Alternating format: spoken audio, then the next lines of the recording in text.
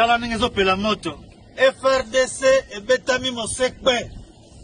FRDC na balie na bango nyonso babetami mosekpe. Bo bakanza bapalangani bontaba. Bakimi bomboloko. Bapalangani bondonge. Maseki ezali te tozokitela Goma. Bana mama okita arme na se.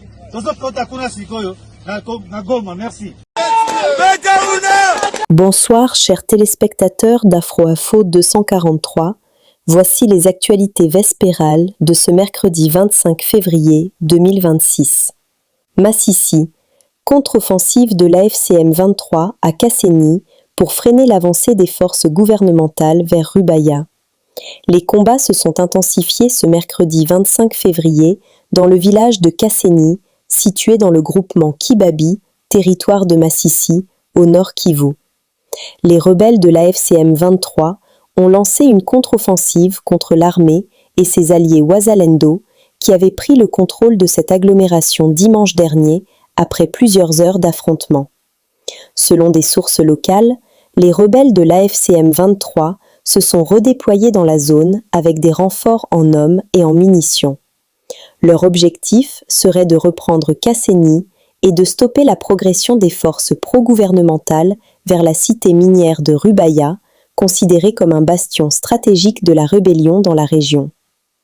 La localité de Kasséni constitue en effet un point de passage important sur l'axe menant à Rubaya.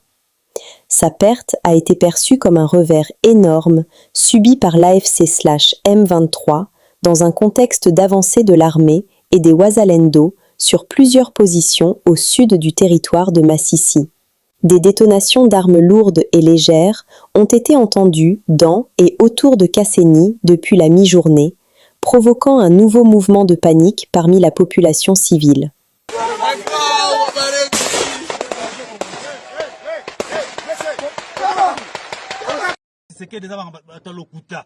Lokuta eleki bango bazata na makasi moko te ka koloba ezala bao bazalendo ba fumeur de chanvre tala bakimi batiki na baloso batiki ozo masasa ezobeta bazopakata mbangu tozolanda bango tolakisa bango na kati bamona botala bino moko ndenge bakimi. Plusieurs familles ont fui vers des zones jugées plus sûres, abandonnant habitations et biens. La situation humanitaire, déjà préoccupante dans le territoire de Massissi, risque de se détériorer davantage avec cette reprise des hostilités. Les déplacements répétés de population compliquent l'accès à l'aide humanitaire et exposent les civils à des conditions de vie précaires.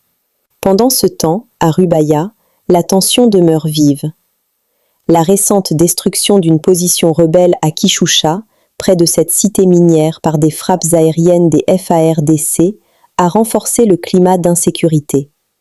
D'après des sources locales, des nombreux habitants ont quitté Rubaya par crainte d'éventuelles représailles ou d'une intensification des combats dans les prochains jours.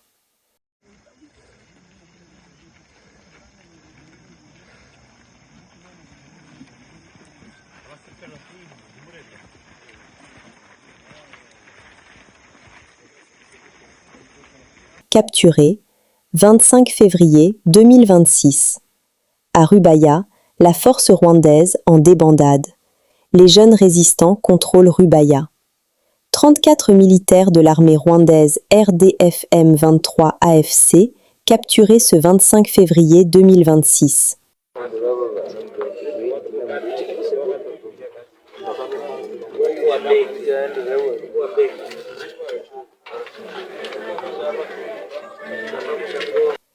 RDC.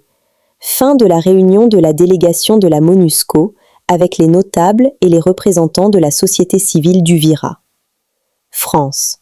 Le président de la République, Félix Tshisekedi, s'est entretenu cet après-midi avec son homologue français, Emmanuel Macron, au palais de l'Élysée. Je pense que c'était vraiment un forum extrêmement important. Important parce que pendant ces 3 jours, nous venons d'avoir une compréhension commune sur qui sont les ZDF MTN et quelle est la menace que ces phénomènes représentent pour la région et pour les pays. Et donc, c'est un phénomène qui est devenu un phénomène international. Et également, il était question d'obtenir l'engagement de toutes les parties prenantes. Donc moi je pense que mes impressions sont très bonnes parce que après ces 3 jours d'intenses travaux, nous venons d'atteindre ces 2 résultats-là. Donc le phénomène est déjà connu et l'engagement est pris par tous les acteurs, par toutes les parties prenantes pour éradiquer ces phénomènes. Nous remercions le gouverneur des provinces, les généraux Somo et Evariste pour l'initiative prise, mais également nous profitons de cette occasion pour l'encourager parce qu'il est sur plusieurs fronts. Vous voyez que la ville de Beni et la province du Nord Kivu, qui est sous la partie gouvernementale, est en train d'être habillé d'une jolie robe grâce aux travaux de modernisation. Il est sur les fonds développement, il est sur les fonds sécuritaires et il est sur en tout cas plusieurs fonds. Et nous ne pouvons que l'encourager les initiatives. Nous profitons de cette occasion pour faire un appel à tous les jeunes de la province du Nord Kivu et à faire appel à toutes les femmes de la province du Nord Kivu, à toute la province du Nord Kivu d'accompagner le gouverneur, le général Somo Evariste, qui se bat jour et nuit pour que la province du Nord Kivu aille de l'avant et couvre sa sécurité et couvre la paix et que le Nord Kivu soit développé. Nous avons été outillés et désormais nous savons que nous devons collaborer avec les services d'intelligence parce que nous tous nous avons une part active à jouer dans la pacification de notre province. Et donc nous devons dénoncer tous les mouvements suspects. Nous devons collaborer avec nos forces armées de sécurité, collaborer avec nos frères de Nous avons qu'une seule armée et nous devons prêter main forte à notre armée, accompagner notre gouvernement provincial qui travaille sur tous ces fonds-là.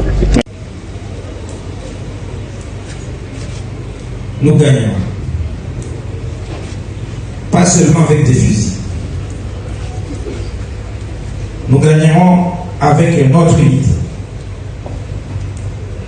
Notre humanité. Je vous remercie.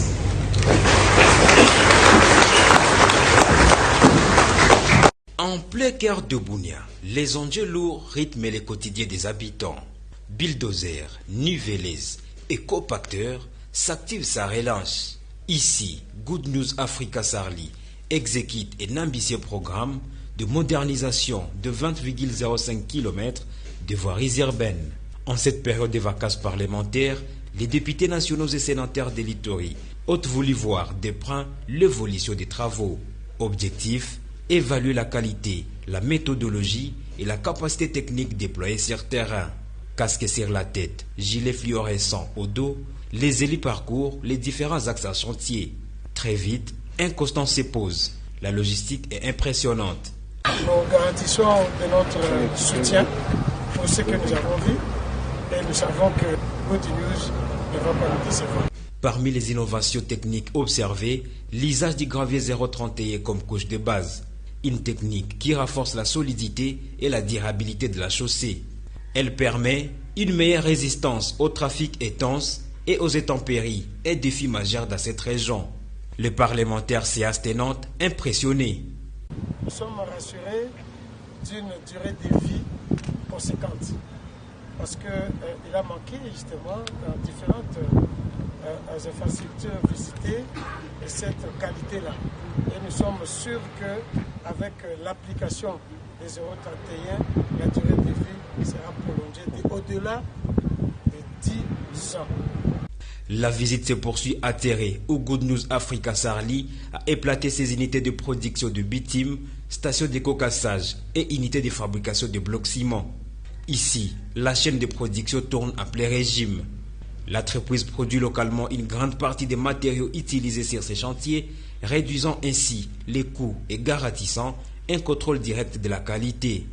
Un investissement industriel salué par les élus. Autre point majeur évoqué, la RN27, contrat déjà signé entre Good News Africa et l'Office de route. Pour le parlementaire, ces projets représentent le fruit d'un plaidoyer collectif en faveur des désenclavements des littoraux.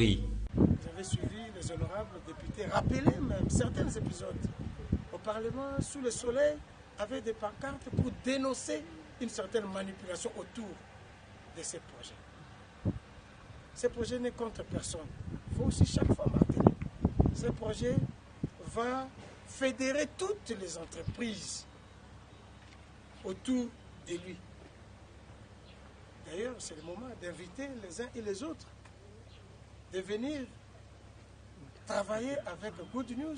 En ces jours, la capacité technique et logistique de Good News Africa Sarli ne laisse plus de place au doute, ni dans l'opinion publique, ni chez les experts du secteur. Ceci pour matérialiser la vision du chef de l'État, Félix-Antoine Tshisekedi, qui prône le désenclavement de la RDC, vision mise en œuvre en Ituri par le lieutenant général Luboya Kashama Johnny. Nous sommes arrivés à la fin de cette édition. Merci à vous de nous avoir suivis jusqu'ici. Si vous avez apprécié ces contenus, n'oubliez pas de vous abonner à notre chaîne, d'activer la cloche de notification pour ne rien manquer de nos prochaines vidéos. Likez et partagez cette vidéo. On se retrouve très prochainement. À bientôt.